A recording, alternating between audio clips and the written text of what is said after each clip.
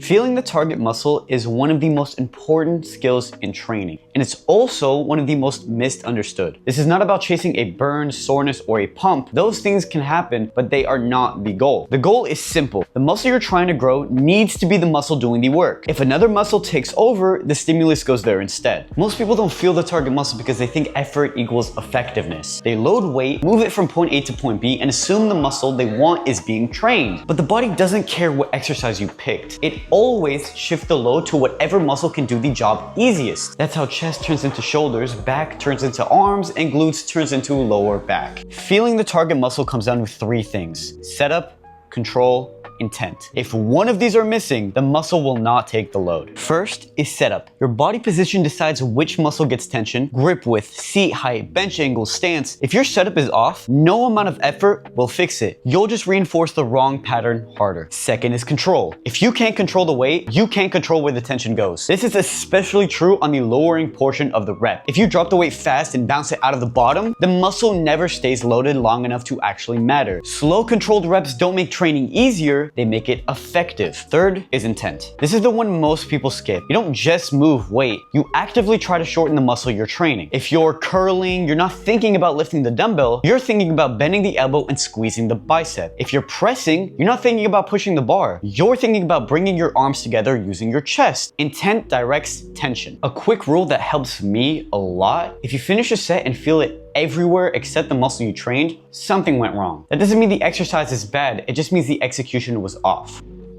This is also why lighter weight done correctly often builds more muscle than heavier weight done poorly. You're not regressing by lowering the load, you're earning the right to progress again. Once you can consistently feel the target muscle working, adding weight actually leads to growth. That's how execution turns into results. If you ever feel like you're doing the movements but not building the muscle you want, this is usually the missing piece. Dial this in first. Everything else works better after.